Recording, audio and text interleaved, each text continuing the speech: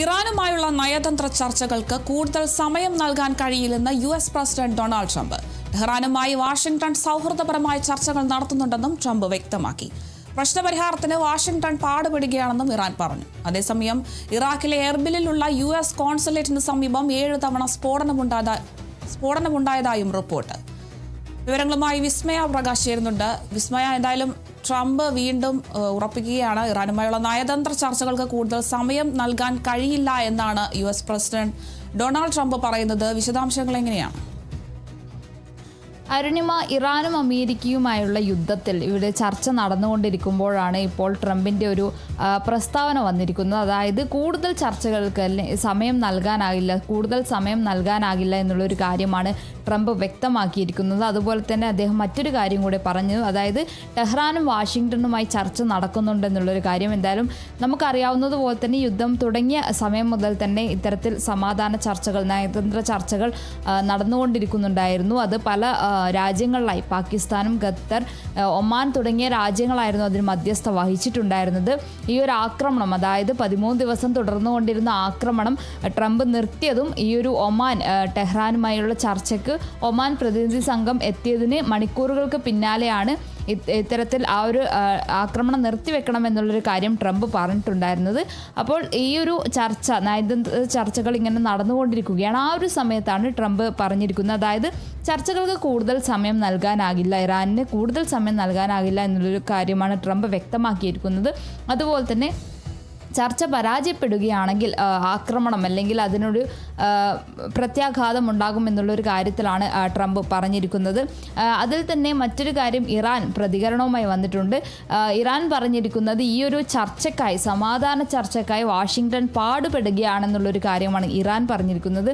എന്തായാലും ടെഹ്റാനും വാഷിംഗ്ടണുമായുള്ള ചർച്ചകൾ നടന്നുകൊണ്ടിരിക്കുകയാണ്. അപ്പോഴാണ് ഇറാൻ ഒരു പ്രതികരണം നടത്തിയിരിക്കുന്നത്. ഈ ഒരു 5 മാസമായി തുടരുന്ന ഈ ഒരു യുദ്ധത്തിൽ ഒരു ചർച്ചയ്ക്കായി ഈ ഒരു വാഷിംഗ്ടൺ പാടുപെടുന്നു എന്നുള്ളൊരു കാര്യമാണ്. എന്തായാലും ചർച്ചകൾ നടക്കുന്നുണ്ട്. ഓരോ രാജ്യങ്ങളിലുടനീളം ഈ ഒരു ചർച്ചകൾ നടക്കുകയാണ്. ആ ഒരു സമയം, ഈ ഒരു ചർച്ചയ്ക്ക് കൂടുതൽ സമയം കൊടുക്കാനാകില്ലെന്ന് ട്രംപ് പറഞ്ഞിരിക്കുകയാണ്. അതേപോലെ തന്നെ ഒരു ചർച്ചയ്ക്ക് വാഷിംഗ്ടൺ പാടുപെടുകയാണെന്നുള്ളൊരു കാര്യമാണ് ഇറാൻ പറഞ്ഞിരിക്കുന്നത്. എന്തായാലും ചർച്ചകൾ ഇപ്പോഴും നടന്നുകൊണ്ടിരിക്കുന്നുണ്ട്. മറ്റൊരു കാര്യം എന്ന് പറയുന്നത്, ഇസ്രായേൽ പ്രധാനമന്ത്രി ബെഞ്ചമിൻ നെതന്യാഹു വാഷിംഗ്ടൺ DCCയിൽ എത്തുമെന്നുള്ളൊരു കാര്യമാണ്. ഒരു ഫെബ്രുവരിക്ക് ശേഷമാണ് ഇത്തരത്തിൽ ട്രംപുമായി ചർച്ച ചെയ്യാൻ അദ്ദേഹം എത്തുക. എന്തായാലും ആദ്യമായാണ് ഇങ്ങനൊരു ചർച്ച, അതായത് ഇസ്രായേൽ പ്രധാനമന്ത്രി നെതന്യാഹു അമേരിക്കയിലെത്തിയുള്ളൊരു ചർച്ച എന്തായാലും ആദ്യമായാണ്. എന്തായാലും ഈ ഒരു യുദ്ധം, ഇറാനെതിരെയുള്ള യുദ്ധം തന്നെ ആകാം ഈ ഒരു ചർച്ചാ വിഷയം, അല്ലെങ്കിൽ ചർച്ചയിലെ ഒരു മുഖ്യ വിഷയമായി കണക്കാക്കുക എന്ന് വേണം കരുതാൻ. അതുപോലെ തന്നെ മറ്റൊരു ആക്രമണം എന്ന് പറയുന്നത്, ഈ ഒരു ഇറാനിലേക്കുള്ള ആക്രമണം അമേരിക്ക നിർത്തിയിരുന്നു. അതിന് പിന്നാലെ തന്നെ അമേരിക്കയിലേക്കുള്ള ആക്രമണവും ഈ ഒരു ഗൾഫ് രാജ്യങ്ങളിലേക്കുള്ള ആക്രമണവും ഇറാൻ നിർത്തി എന്നുള്ളൊരു കാര്യമാണ്. അതായത് അമേരിക്ക ഇറാനിലേക്ക് ആക്രമണം നടത്താത്ത പക്ഷം തിരിച്ചടിയൊന്നും ഉണ്ടാകില്ല എന്നുള്ളൊരു കാര്യമാണ് ഇറാൻ പറഞ്ഞിരിക്കുന്നത്. പക്ഷേ ഇറാഖിൽ ഒരു ആക്രമണം ഉണ്ടായിട്ടുണ്ട്. എന്തായാലും ഇറാഖിലെ എർബലിലുള്ള US കോൺസുലേറ്റിന് സമീപം ആക്രമണം ഉണ്ടായിട്ടുണ്ടെന്നാണ് റിപ്പോർട്ട്. അതിൽ തന്നെ എർബലിൽ 7 തവണ സ്ഫോടന ശബ്ദം കേട്ടു എന്നുള്ളൊരു കാര്യമാണ്.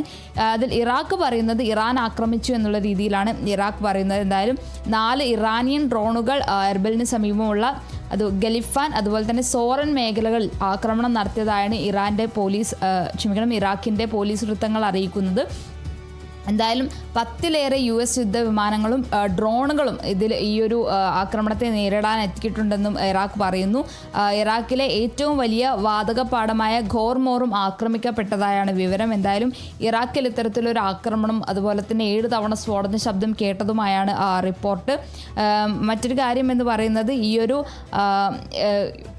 ഞാൻ നേരത്തെ പറഞ്ഞ പോലെ തന്നെ ചർച്ചകൾ നടന്നുകൊണ്ടിരിക്കുകയാണ്. ഈ ഒരു ചർച്ച പരാജയപ്പെടുകയാണെങ്കിൽ അതിനൊരു പ്രത്യാഘാതം അല്ലെങ്കിൽ ഒരു തിരിച്ചടി ഉണ്ടാകുമെന്നുള്ളൊരു കാര്യം ട്രംപ് വ്യക്തമാക്കിയിട്ടുമുണ്ട്. ശരി, വ്യക്തമാണ്. എന്തായാലും ഇറാനുമായുള്ള നയതന്ത്ര ചർച്ചകൾക്ക് കൂടുതൽ സമയം നൽകാനാവില്ല എന്നൊരു മുന്നറിയിപ്പാണ് ട്രംപ് നൽകുന്നത്. ടെഹ്റാനുമായി വാഷിംഗ്ടൺ സൗഹൃദപരമായ ചർച്ചകൾ നടത്തുന്നുണ്ട് എന്നാണ് ട്രംപ് വ്യക്തമാക്കുന്നത്. എന്തായാലും പ്രശ്നപരിഹാരത്തിന് വാഷിംഗ്ടൺ പാടുപെടുകയാണെന്നും ഇറാൻ പറയുന്നുണ്ട്.